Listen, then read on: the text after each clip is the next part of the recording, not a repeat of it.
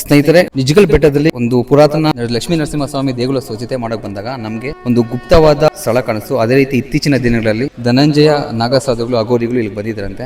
ಈ ಒಂದು ಸ್ಥಳ ನೋಡಿದಾಗ ನನಗಂತೂ ತುಂಬಾ ಆಶ್ಚರ್ಯ ಆಯಿತು. ಒಳಗಡೆ ಅಂತ ಒಂದು ಮಹತ್ವ ಇದೆ. ಬಂದಾಗ ನಮಗೆ ಮೊದಲು ಕಾಣಿಸೋದು ನಮ್ಮ ಕಾಳಭೈರವೇಶ್ವರ ಸ್ವಾಮಿಗಳು. ಈ ಸ್ವಲ್ಪ ಈ ಕಡೆ ಬನ್ನಿ, ನಾಗಕನ್ಯೆ ಕಾಣ್ಬೋದಲ್ಲಿ ವಾಸುಕಿ ಇದ್ದಾರೆ. ಪಂಚಮುಖಿ ಸುಬ್ರಹ್ಮಣ್ಯ ಸ್ವಾಮಿ ಅವರು ಪಕ್ಕದಲ್ಲಿ ಬಂದಾಗ ವೀರಭದ್ರ ಸ್ವಾಮಿ ಕಾಣ್ಬೋದು. ಸೊ ಇಲ್ಲಿ ನಾವು ತಿಳ್ಕೊಬೇಕಾಗಿರೋ ವಿಚಾರ ಏನು ಅಂತ ಹೇಳಿದ್ರೆ, ಶಿವನ ಕುಟುಂಬ ಸಮೇತ ಇಲ್ಲೇ ಇದ್ದಾರೆ. ಸೊ ಗಣಪತಿ ಕೂಡ ಪಕ್ಕದಲ್ಲಿ ಇತ್ತಂತೆ. ಸೊ ಫುಲ್ ಹಾಳಾಗಿದೆ. ಸೊ ಇವಾಗ ಒಳಗಡೆ ನೋಡಿ ಗುಹೆ ಒಳಗಡೆ ಯಾವ ರೀತಿ ಅಂತ ನಿಮಗೆ ತೋರಿಸೋ ಪ್ರಯತ್ನ ಪಡ್ತೀನಿ, ಬನ್ನಿ. ನೋಡಿ, ಇದು ಗುಹೆ ಎಷ್ಟು ಒಂದು ಪೀಸ್ಫುಲ್ ಆಗಿದೆ ಅಂತ ಹೇಳಿದ್ರೆ, ತುಂಬಾ ತಣ್ಣಗಿದೆ. ಒಳಗಡೆ ಮೇಲ್ಛಾವಣಿಯಲ್ಲಿ ಫುಲ್ ಬಂಡೆ ಇದೆ. ಸೊ ಕೆಳಗಡೆ ಇಲ್ಲಿ ಊರಿನ ಗ್ರಾಮಸ್ಥರು ಆಗಾಗ ಬಂದು ಶಿವರಾತ್ರಿ ಟೈಮಲ್ಲಿ ಪೂಜೆ ಪುನಸ್ಕಾರ ಮಾಡ್ತಾರಂತೆ. ನಮ್ಮ ದುರ್ವಿಧಿ ಏನು ಅಂತ ಹೇಳಿದ್ರೆ, ಇದೊಂದು ಗರ್ಭಗುಡಿಯ ಮುಖ್ಯ ದ್ವಾರ.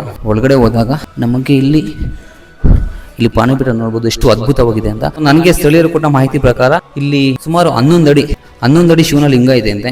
ದಶಕಗಳಿಂದನೇ ನಿಧಿಗೋಸ್ಕರ ಅಗದ್ಬಿಟ್ಟು ತುಂಬಾ ಹಾಳು ಮಾಡಿಬಿಟ್ಟಿದ್ದಾರೆ.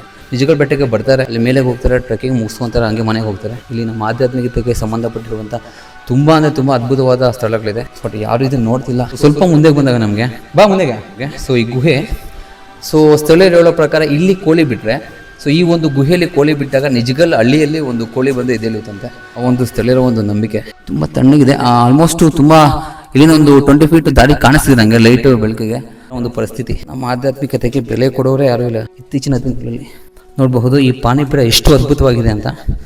ಅಗೋರಿ ನಾಗಸಾಧುಗಳು ಇತ್ತೀಚೆಗೆ ಇಲ್ಲಿಗೆ ಭೇಟಿ ಕೊಟ್ಟಾಗ ವಿಭೂತಿಯಲ್ಲಿ ಇಲ್ಲಿ ಅಭಿಷೇಕ ಮಾಡಿದ್ದಾರೆ. ಕೆಳಗಡೆ ಒಂದು ಚಿಕ್ಕದಾದ ಒಂದು ಚೊಕ್ಕದಾದ ಶಿವಲಿಂಗ ಕೂಡ ಕಾಣಬಹುದು.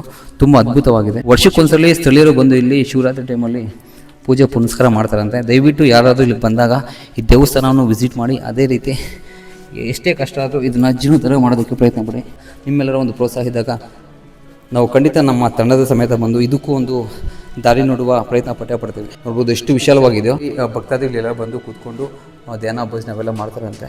ಶಿವರಾತ್ರಿಗೆ ಒಂದೇ ದಿನ ಅಲ್ಲ, ವರ್ಷಕ್ಕೆ ಒಂದೇ ದಿನ ಅಲ್ಲ. ಸೊ ಪ್ರತಿದಿನ ಪೂಜೆ ನಡೆಯೋ ರೀತಿ ನಾವೆಲ್ಲ ಮಾಡ್ಕೊಬೇಕು. ಇದನ್ನು ತುಂಬ ಗುಪ್ತವಾದ ಸ್ಥಳ.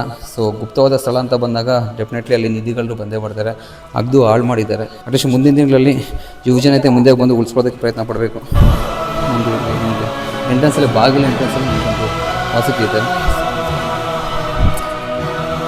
ಇದು ಈ ಗುಪ್ತ ಸ್ಥಳದ ಒಂದು ವಿವರಣೆ. ಧನ್ಯವಾದಗಳು.